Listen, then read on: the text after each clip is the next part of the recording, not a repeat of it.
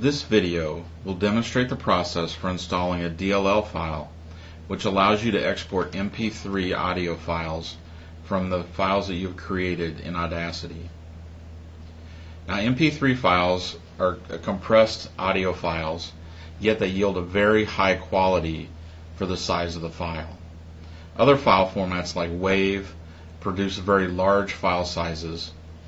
MP3s become the standard on the internet for distributing audio files. Could be music files, could be lecture files, any other kind of audio that you've recorded.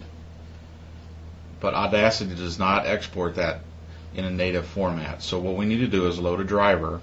It's a very simple process, and if you've used the installer from the TLC software CD or downloaded the installer from Blackboard, then you will have the driver already on your computer. We'll just need to show Audacity where it's located. And the way that is done, you go up here to the Edit menu, go down to Preferences, and then there's a File Formats tab. It's the third tab over. We'll click on that. And then down here in the bottom, you see we have an area called Mp3 Export Setup. And we'll go over here and click Find Library. And it's going to tell us that it does not export MP3s directly itself, but it requires a lame MP3 encoder. And it's asking, would we like to locate that DLL file now? So we'll click Yes. Now the installer has placed it on your computer on the C drive. So let's click on My Computer. And then we'll go to the local hard disk C. And then there's a folder called TLC. That was created by the installer. We'll double click on it. Here's our Audacity folder. We'll double click on it. And then there's a lame underscore 3.97. And basically this is version 3.97 of the lame file. And we'll go ahead and double click on that folder. And here we have a file called lame underscore enc.dll.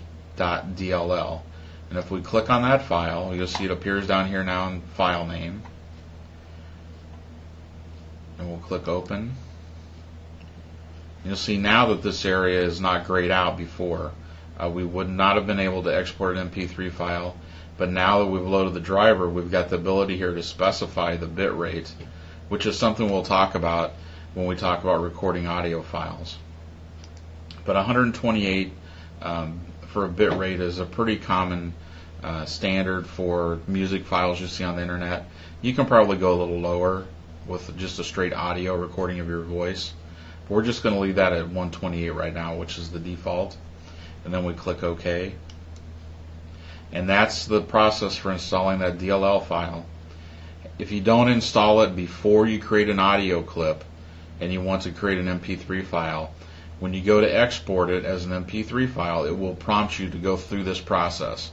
But by doing it in advance, we've saved ourselves a few steps when we get to that process of actually creating our audio file and then exporting the file we'll put into Blackboard. And that's something that will be covered in greater detail later in clips when we talk about recording lectures and other audio content. That'll be later on in the course.